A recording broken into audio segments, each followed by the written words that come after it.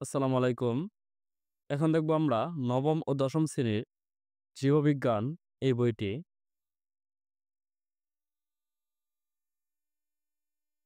প্রথম অধ্যায় জীবন পাঠ। আমরা দেখে নেই প্রথম অধ্যায়ে আছে জীবন পাঠ। মানব সভ্যতা বিকাশে বর্তমান শতকের চ্যালেঞ্জ হচ্ছে খাদ্য উপাদান, চিকিৎসা স্বাস্থ্যের উন্নয়ন এবং বিরূপ পরিবেশে জীবনের অস্তিত্ব রক্ষা। এসব ক্ষেত্রে জীববিজ্ঞানের ভূমিকা অপরিসীম।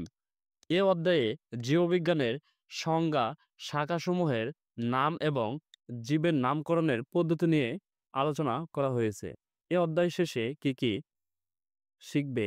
এ অধ্যায় শেষে জীববিজ্ঞানের ধারণা ব্যাখ্যা করতে পারবো, জীববিজ্ঞানের প্রধান শাখাগুলো বর্ণনা করতে পারবো, জীবের শ্রেণীবিন্যাসের ধারণা ব্যাখ্যা করতে পারবো, জীবের শ্রেণীবিন্যাসের প্রয়োজনীয়তা মূল্যায়ন করতে পারবো, জীবের শ্রেণীবিন্যাসকরণ পদ্ধতি বর্ণনা করতে পারবো, দ্বিপদ নামকরণের ধারণা ও গুরুত্ব ব্যাখ্যা করতে পারবো, বাস্তব জীবনে জীবের শ্রেণীবিন্যাসের প্রয়োজনীয়তা সম্পর্কে সচেতন হব।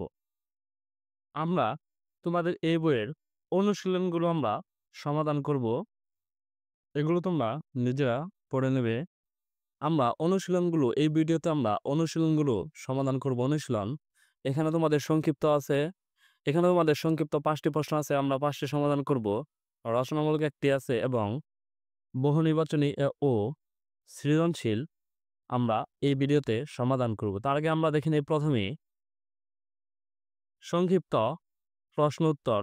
এটি আমরা দেখে নেই। সংক্ষিপ্ত জীববিজ্ঞান শিক্ষার গুরুত্ব কি? চলো আমরা এই একের প্রশ্নটি সমাধান করে নেই। একের সমাধানটি হচ্ছে বিজ্ঞানের অন্যতম একটি মৌলিক শাখা জীববিজ্ঞান। নিচে জীববিজ্ঞান শিক্ষার গুরুত্ব উল্লেখ করা হলো। ১. উদ্ভিদ ও বিভিন্ন প্রাণী সম্পর্কে জ্ঞান লাভ করা যায়। ২. জীববিজ্ঞান শিক্ষার মাধ্যমে জীবদেহের বিভিন্ন অংশ ও অঙ্গের গঠন সম্পর্কে ধারণা লাভ করা যায়। ৩. জীবদেহে সংঘটিত বিভিন্ন রাসায়নিক কার্যক্রম সম্পর্কে সুস্পষ্ট ধারণা লাভ করা যায়। জীবের সামগ্রিক পুষ্টিগ্রহণ প্রক্রিয়া কিভাবে ঘটে তা জানা যায়। প্রতিটি জীব কিভাবে নিজেকে পরিবেশের সঙ্গে খাপ খাওয়াচ্ছে সে সম্পর্কে জানা যায়। জীবের প্রজনন সম্পর্কে সুস্পষ্ট ধারণা লাভ করা যায়। জীবের চলাফেরায় স্নায়ুতন্ত্র কিভাবে পেশি চালনা করে তা জানা যায়। রক্ত সংবহন তন্ত্র পেশির রক্ত সঞ্চালনের মাধ্যমে কিভাবে অক্সিজেন, পুষ্টি ও শক্তি যোগায় তা জানা যায়। আমরা একের উত্তরটি দেখে নিলাম। তারপর দেখব আমরা সংক্ষিপ্ত ২ জীববিজ্ঞানের ভৌত শাখাগুলোর নাম লেখো। চলো আমরা এই ২ এর উত্তরটিও দেখে নেই। ২ এর উত্তরটি হচ্ছে জীববিজ্ঞানের ভৌত শাখা তাত্ত্বীয় বিষয় নিয়ে আলোচনা করে। জীববিজ্ঞানের ভৌত শাখাগুলোর নাম হলো অঙ্গসংস্থান, শ্রেণীবিন্যাস বিদ্যা বা টাক্সোনমি, শরীরবিদ্যা, হিস্টোলজি, ভ্রূণবিদ্যা, কোষবিদ্যা, বংশগতিবিদ্যা ও জেনেটিক্স, বিবর্তনবিদ্যা। এগুলো হচ্ছে ২ এর উত্তর। তারপর আমরা দেখব ৩ জীববিজ্ঞানের ফলিত শাখাগুলোর নাম লেখো। চলো আমরা এই ৩ এর উত্তরটি দেখে নেই। ৩ এর উত্তরটি হচ্ছে জীববিজ্ঞানের ফলিত শাখায় জীবন সংশ্লিষ্ট প্রায়োগিক বিষয়সমূহ অন্তর্ভুক্ত।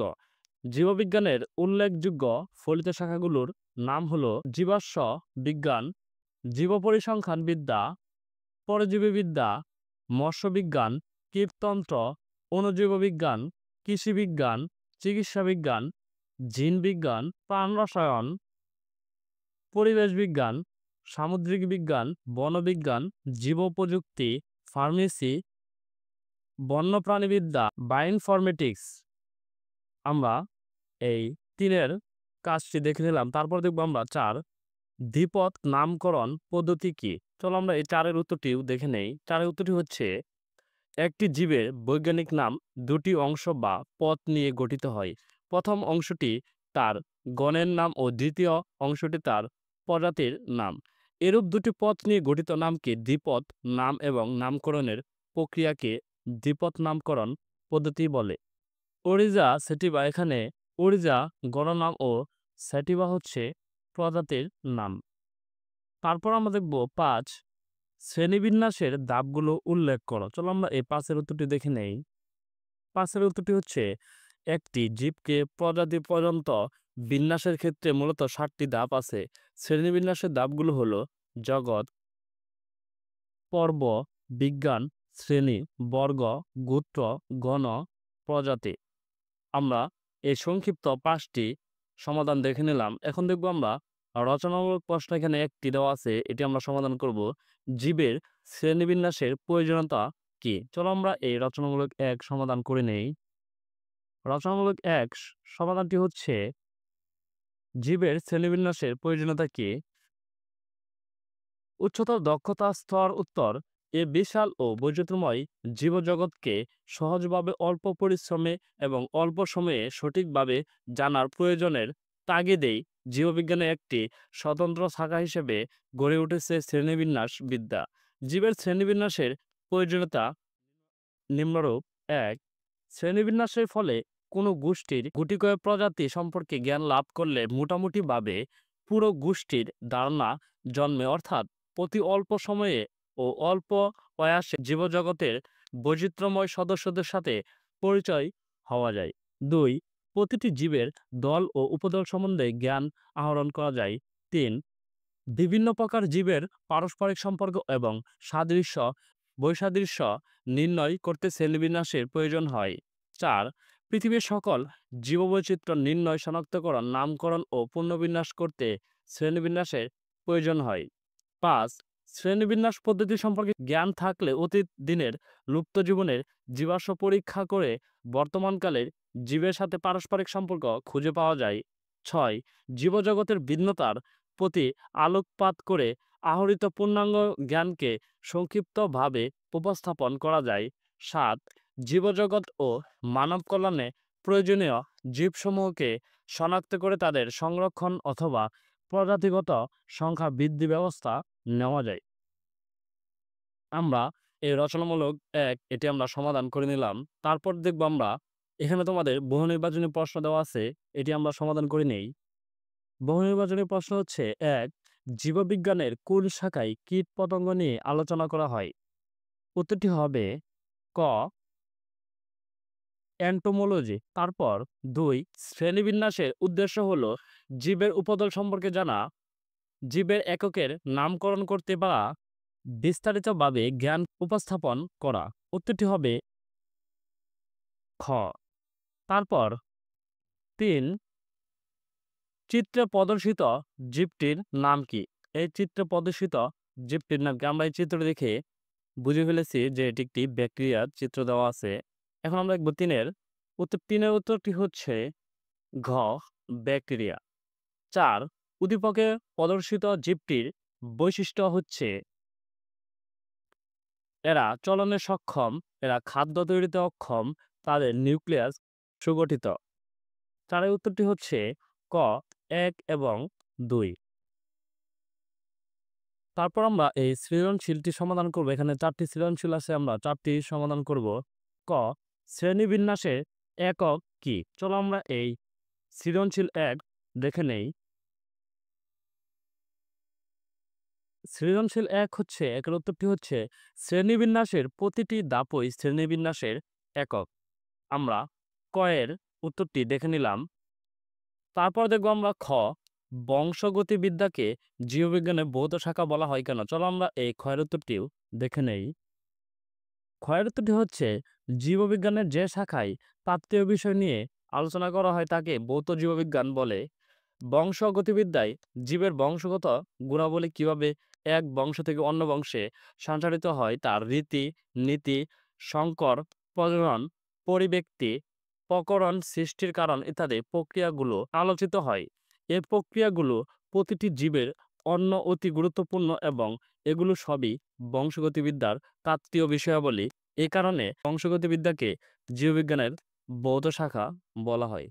আমরা ক্ষয়ের উত্তরটিও দেখে নিলাম। তারপর দেখবো আমরা ঘ, চিত্র 2 এর উদ্ভিদটির নামকরণের ক্ষেত্রে কিভাবে তুমি ধারাবাহিকতায় বজায় রাখবে ব্যাখ্যা করো। চলো আমরা এই গয়ের উত্তরটি দেখে নেই। গয়ের উত্তরটি হচ্ছে চিত্র 2 এর উদ্ভিদটির নামকরণের ক্ষেত্রে ধারাবাহিকতা বজায় রাখতে আমি নিচের বিষয়গুলো অনুসরণ করব। 1. উদ্ভিদের নামটি হবে দ্বিপদী। প্রথম পদে থাকবে গণের নাম এবং দ্বিতীয় পদে থাকবে প্রজাতিক নাম। ২. নামকরণ অবশ্যই ল্যাটিন শব্দ ব্যবহার করব। ৩. গণনামের প্রথম অক্ষর বড় হাতের এবং প্রজাতিক নামের সব অক্ষরই ছোট হাতের ব্যবহার করব। ৪. নামটি ছাপা অক্ষরে লিখলে ইটালিক, ডান দিকে একটু বাঁকা হরফে এবং হাতে লিখলে ইংরেজি অক্ষর ব্যবহার করে অংশ দুটি নিচে আলাদাভাবে দাগ টানব। ৫. বৈজ্ঞানিক নামের শেষে সর্বপ্রথম বিজ্ঞানসম্মত নাম প্রদানকারীর নাম ও প্রকাশের সনসহ সংক্ষেপে লিখব। আমরা গয়ের উত্তরটি দেখে নিলাম। তারপর দেখব আমরা ঘ।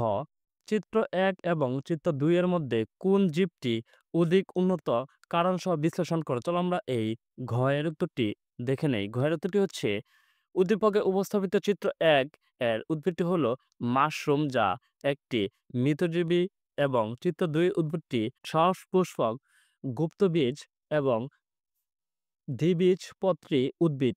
উদ্ভিদ দুটির মধ্যে চিত্র ২ উদ্ভিদটি অধিক উন্নত এর কারণ নিচে বিশ্লেষণ করা হলো। চিত্র ১ এর মাশরুম অপুষ্পক, অর্থাৎ এদের ফুল ফল কিছুই হয় না, কিন্তু চিত্র ২ এর উদ্ভিদটি সপুষ্পক, অর্থাৎ এদের ফুল ফল হয়। সপুষ্পক উদ্ভিদকেই উন্নত হিসেবে ধরা হয়। চিত্র ১ এর উদ্ভিদটি নিজের খাদ্য নিজে তৈরি করতে পারে না, খাদ্যের জন্য এরা অন্যের উপর নির্ভরশীল। পক্ষান্তরে চিত্র ২ এর উদ্ভিদটির পাতায় শালুক সংশ্লেষণকারী সবুজ বর্ণকণিকা ক্লোরোফিল থাকে। এই ক্লোরোফিলের সহায়তায় সূর্যের আলো ও পানির সাহায্যে শালুক সংশ্লেষণ প্রক্রিয়ায় নিজের খাদ্য নিজেই তৈরি করতে পারে। ৩. চিত্র ১ এর উদ্ভিদটি পরের মাধ্যমে বংশবৃদ্ধি ঘটায়, কিন্তু চিত্র ২ এর উদ্ভিদটি জননের মাধ্যমে বংশবৃদ্ধি ঘটায়, যা উন্নত উদ্ভিদের বৈশিষ্ট্য। ৪. চিত্র ১ এর উদ্ভিদটিকে মূল, কাণ্ড ও পাতায় বিভক্ত করা যায় না, কিন্তু চিত্র ২ এর উদ্ভিদটিকে মূল, কাণ্ড ও পাতায় বিভক্তি করা যায়। ৫. পরিবহন কলাগুচ্ছ চিত্র ১ এর উদ্ভিদে অনুপস্থিত, কিন্তু চিত্র ২ এর উদ্ভিদে উপস্থিত পরিবহন কলাগুচ্ছ উন্নত উদ্ভিদের বৈশিষ্ট্য বহন করে। ৬. চিত্র ১ এর উদ্ভিদের দেহ নরম, কিন্তু চিত্র ২ এর উদ্ভিদের দেহ বেশ শক্ত। শক্ত উদ্ভিদ দেহে উন্নত উদ্ভিদের বৈশিষ্ট্য বহন করে। উপরের বর্ণনার আলোকে স্পষ্টভাবে প্রমাণিত হয় চিত্র ২ এর উদ্ভিদটি অধিক উন্নত। ধন্যবাদ শিক্ষার্থীরা, আমরা দেখে নিলাম তোমাদের এই ৪টি সৃজনশীল আমরা সমাধান করে নিলাম। আগামী ক্লাসে আমরা দেখব দ্বিতীয় অধ্যায় জীবকোষ ও টিস্যু। এটি নিয়ে আমরা আগামী ক্লাসে সমাধান করব।